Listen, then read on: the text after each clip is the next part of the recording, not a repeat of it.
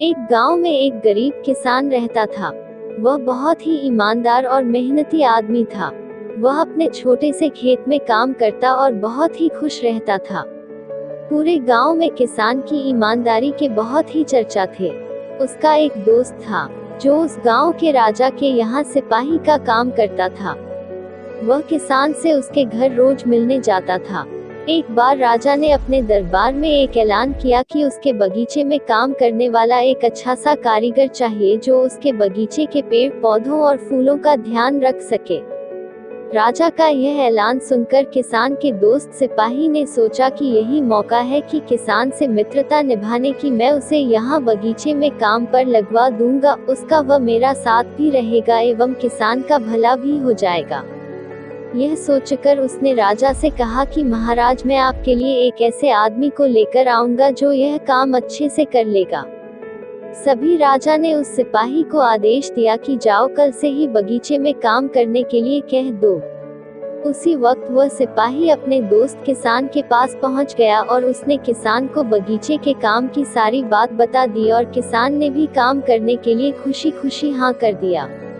अगले ही दिन अपने दोस्त के साथ राजमहल पहुंच गया। सिपाही उसे राजा के सामने लेकर गया और राजा ने उस किसान को बगीचे की पूरी देखभाल का काम सौंप दिया। राजा ने कहा, तुम अगर पूरी ईमानदारी के साथ काम करोगे तो तुम्हें 50 सोने की मुद्राएं हर महीने दूंगा। किसान खुशी खुशी बगीचे में काम करने के लिए हाँ कर देता है और वह उसी वक्त बगीचे में काम करने लगा। किसान बगीचे में बहुत दिल लगाकर काम करता था। कुछ दिन बीत गए, किसान ने बगीचे को बहुत सुंदर व हरा भरा बना दिया। राजा को उसका काम बहुत पसंद आया। एक दिन किसान बगीचे में कुछ खुदाई कर रहा था तो उसने जमीन के नीचे कुछ महसूस किया। तो उसने खुदाई की तो देखा वहां नीचे एक बड़ी सी संदूक थी। किसान ने वह संदूक बाहर निकाला और खोला तो क्या देखा, वह सोने और चांदी से भरी हुई थी।